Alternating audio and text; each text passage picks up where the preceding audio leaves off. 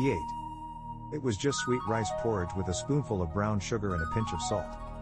It tasted like the best thing he had ever put in his mouth. Bite, deeply offended at being excluded from the porridge, inched forward with calculated innocence until his entire face was hovering 3 centimeters over the rim of the bowl. No, Zeng said. Bite blinked golden eyes. Fine, Zeng muttered. Bite leaned in and daintily licked once.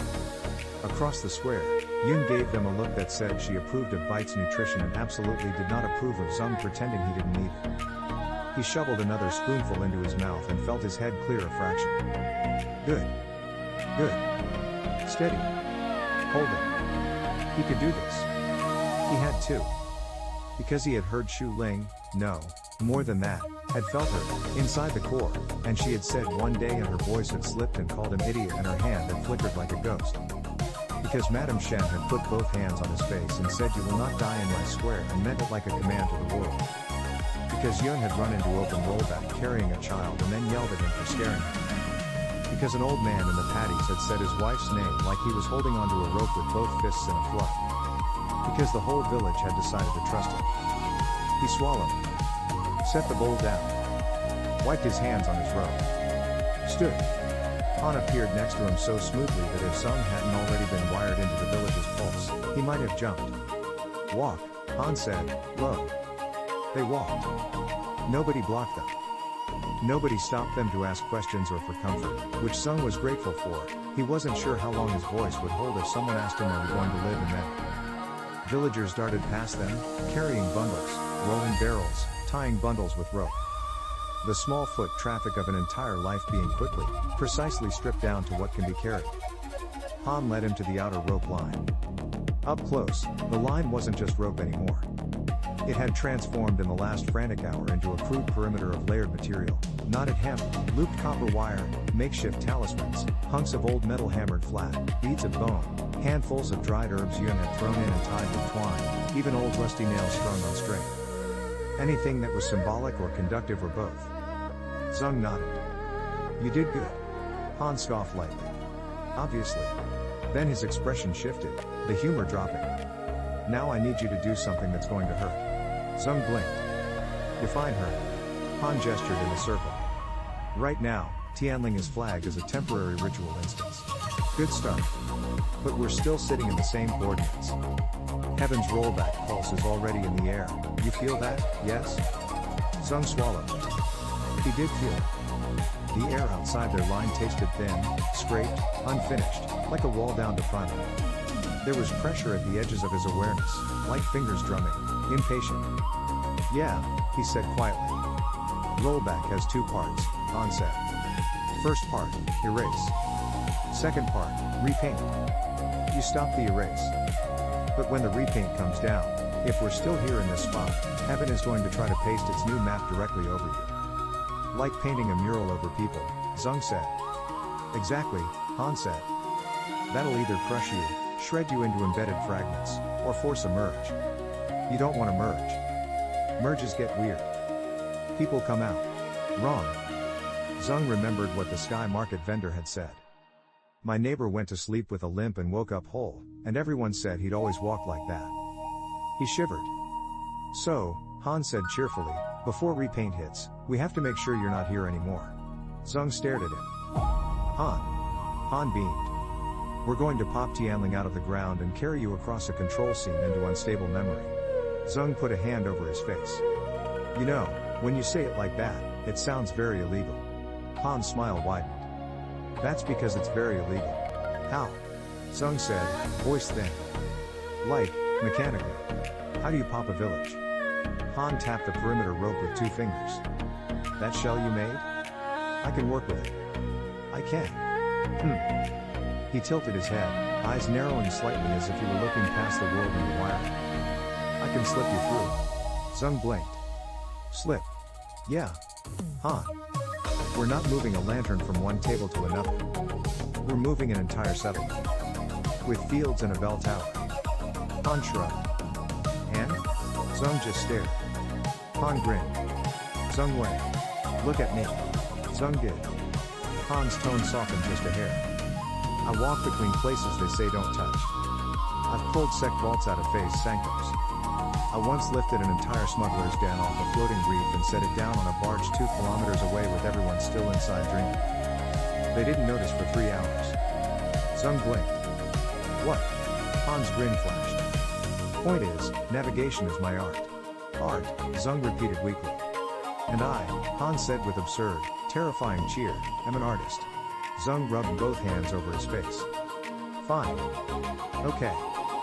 We cross a scene. Show me the scene. Han's grin faded. His eyes sharpened. There, he said, and pointed. Zeng followed his hand. For a long moment he couldn't see it. The northern edge of the village sloped down into a curve of rice paddies, then into a low earthen ridge and a thin tree line. Beyond that, valley wall. He'd walked that edge 3 times already. It was just earth. But now that Han Fei had said there, the air around that ridge seemed off.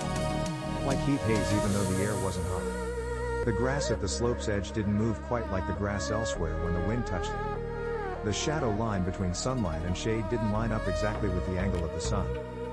A seam, Zeng thought. An actual seam. The border between loaded map chunks. Bare server edge. In dev terms, where level 1 meets level 1b, except level 1b was never supposed to exist like this. Han spoke low. This valley sits on an old tutorial region, he said.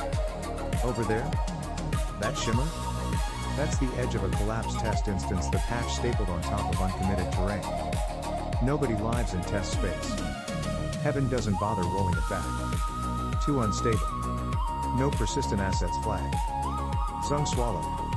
So if we can get Tianling across that line, then rollback hits an empty hole, Han said. And you're not here. Zeng nodded slowly, mind racing. Okay. So we steal the whole village, cross that seam, and drop Tianling onto test terrain. Then the archivist anchors us there.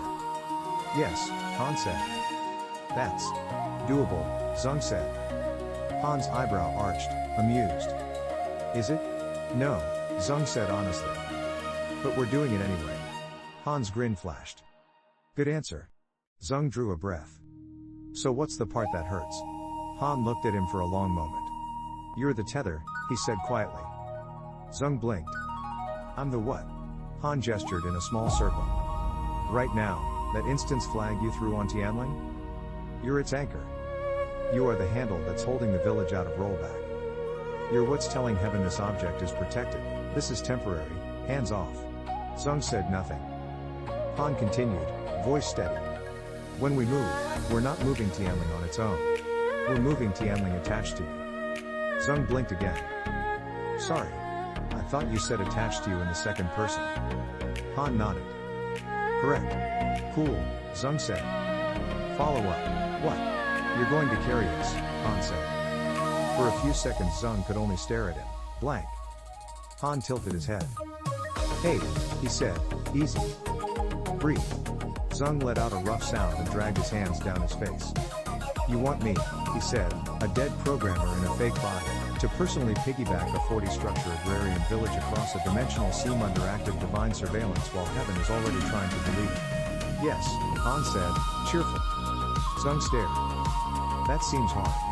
Hard, Han agreed, dead serious now, but not impossible. Zeng laughed once, short and cracked. That's exactly what she said. Who? Han said. No one, Zeng said. Han's gaze flicked briefly toward the crack in the sky. Listen, he said, low. You're shaking now. You will shake more. The patch is going to try to rip the tether off you because if you move Tianling you humiliate it in front of the court. It hates humiliation.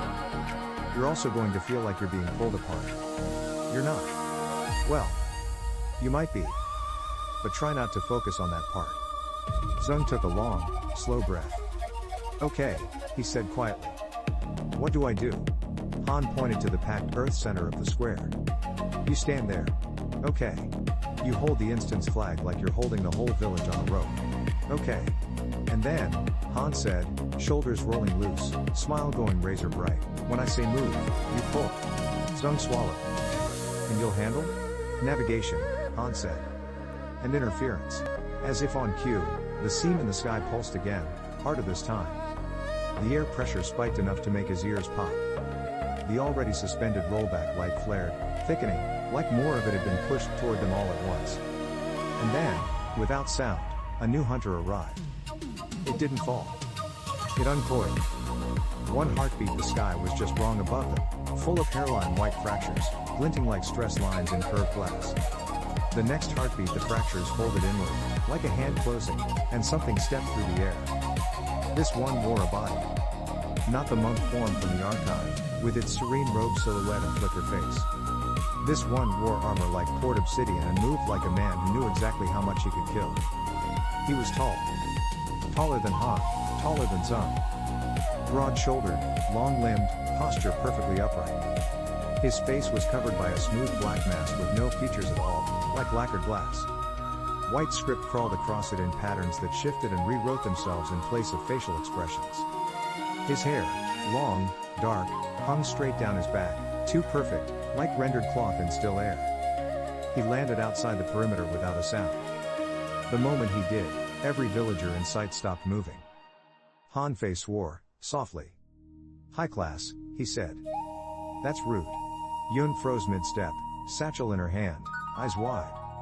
Madame Shen didn't drop her bundle of cooking knives, but her knuckles went white around the handle. Children went silent. Even the chickens shut up. The hunter's head turned slowly, taking in the scene. When it looked at Zeng, he felt heat lance through his chest. Not pain. Contact. Like a spotlight landing on him. The mask tilted. White script rippled across it in a language he couldn't parse. Then, in a voice that sounded almost human, it said, "Process, Zeng Wei."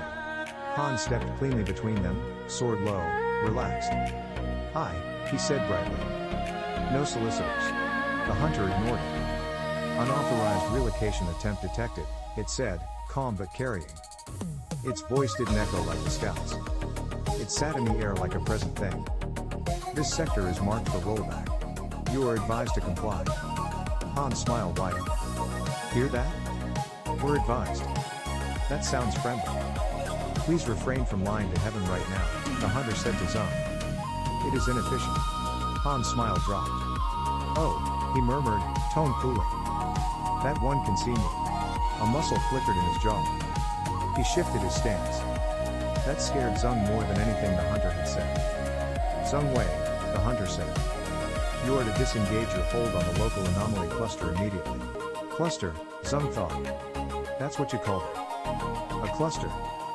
He hated it. "Decline," he said. The hunter's mask tilted a fraction to the left. The white script rippled, unreadable. "This directive is not optional," it said. "It is today," Zeng said. Very faintly, Han let out a breath of approval. "Good," he whispered.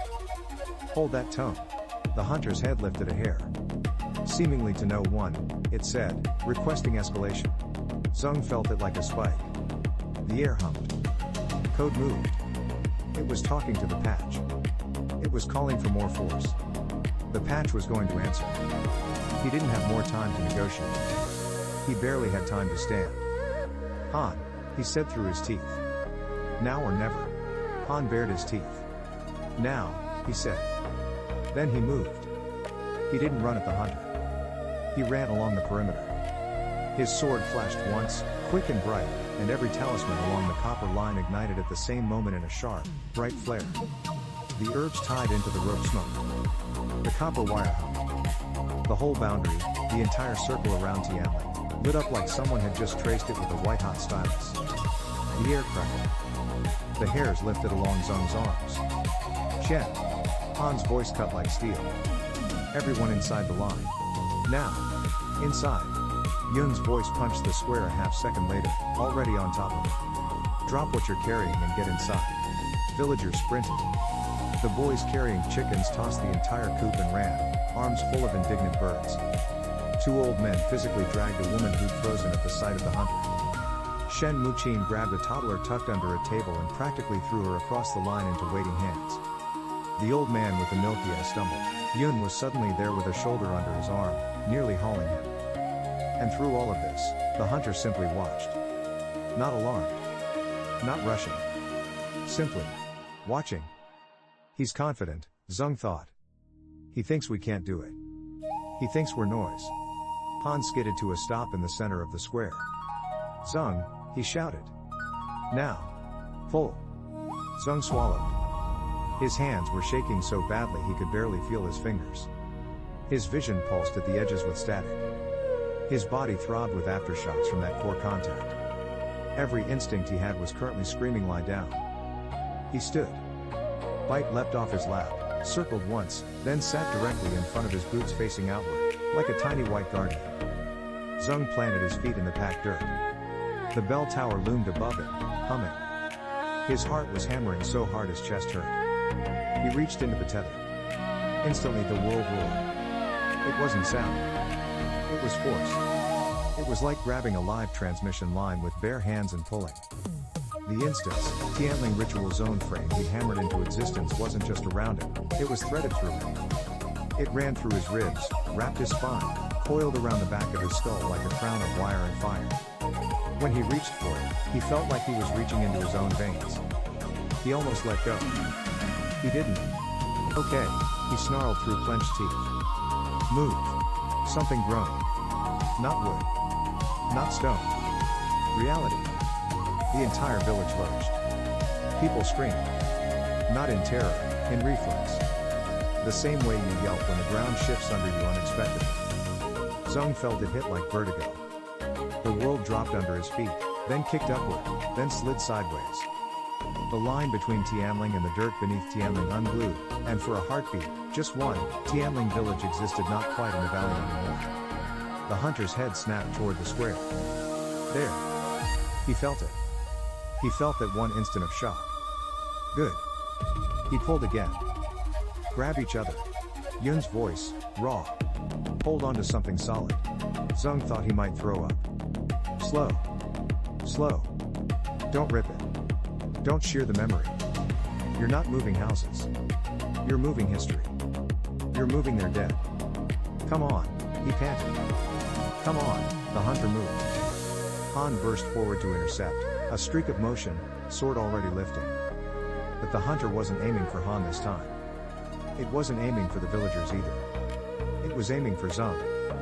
It crossed the square in a flicker, too fast for human eyes. 1 second it was 10 meters away, the next it was standing a single step outside the protective line, arm extended, hand open, reaching for Zeng's chest. Not to strike. To touch. To link. To override. Requesting access, Zeng felt in his bones. Requesting override. Accept containment. Accept compliance. Accept, no, Zeng hissed, stumbling backward instinctively. The hunter's palm hit the inside of the boundary. And stopped. Just like the beasts. Just like the scouts. Just like heaven itself. The copper line flared blinding white. Every talisman Yun had drawn burned at once like bright paper in wind and dissolved into ash. The air between Zeng and the hunter rippled like hot glass. The hunter jerked as if it had just shoved its hand into a nest of live wasps. White script tore loose from its mask in crawling strands, flailing wildly like cut nerves. The smooth black armor along its forearm cracked, spilling lines of light. Its entire right arm spasmed, then convulsed, then seized. Han Fei dropped under that convulsion and came up inside the hunter's guard like water slipping around a stone. His sword flashed. Not at the hunter's body. Again, at the air. At the link. At the invisible thread between the hunter and whatever was puppeting it. The blade rang like a tuning fork hit too hard. The world stuttered. The hunter staggered. Its mask snapped toward Han Fei like it had just registered him for the first time. Illegal vessel, it said. Not smooth anymore. Not calm. Angry. Han grinned like his heart was singing. At your service. It struck. Han parried. The impact wasn't metal on metal. It was something deeper. Zeng felt it in his bones, in his teeth. Like two magnetic fields slamming together and snarling. Sparks, not light, actual sparks, arced and skittered across the packed dirt. Zeng didn't have the bandwidth to process the fight. He couldn't. Holding Tianling steady under him was eating him alive. Come on, he groaned. Come on, come on, the village moved again. This time, it wasn't a lurch. It was a slide. He felt Tianling shift sideways, not across the ground, across something else. Half the world went sharp and double, like looking through heat haze. The ridgeline where Han had pointed, that seemed in reality, pulled closer. The boundary of the instant's frame screamed like stressed metal, but it held. He could hear people moaning, gasping, praying. He could feel Yun and Madame Shen braced against a doorframe, arms outstretched, holding 4 other people upright with sheer stubborn muscle. He could feel the old man with the milky eye gripping someone's sleeve like a lifeline. He could feel Bite, pressed against his shin, anchoring him with the impossible furious gravity of something small and alive. He pulled again. Move. Tianling shuddered. The world glitched. For one heartbeat, the whole village was everywhere, in the valley, in the seam, in the empty test space on the other side. Zeng felt everything in his body start to tear in opposite directions like taffy. He screamed. And then, suddenly, the pressure broke. The ground under his feet went light. The humming in the perimeter shifted pitch. The air changed. The nausea dropped away, like stepping off a swaying boat onto still pier. Zeng stumbled forward a step and nearly fell. Something was different. Something was gone. The crack in the sky was still there. But the hill, the ridge on the far side of the paddies, the way the valley curved, it was wrong now. No, not wrong. New. The tree line that should have been beyond the paddies didn't line up. The low ridge that had always defined the north edge of Tianling's horizon was no longer there. In its place, a shallow tilt into pale, unfamiliar ground with a faint shimmer at the edges, like heat over salt flats. They'd crossed. He'd actually done it. They were no longer sitting in Tianling 87. They were sitting elsewhere, in the unstable layer, in that stitched together test instance. Off the map.